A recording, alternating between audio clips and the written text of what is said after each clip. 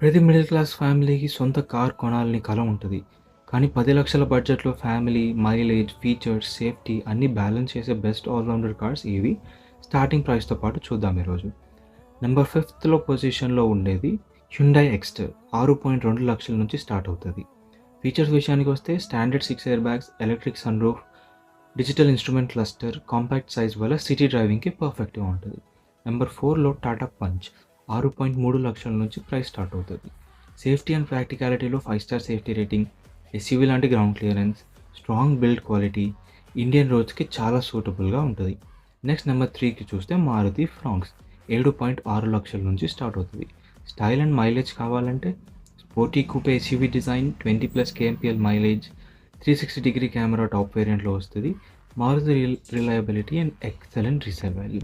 Number 2లో చూస్తే Hyundai ఐ20 7.5 లక్షల నుంచి స్టార్ట్ అవుతది.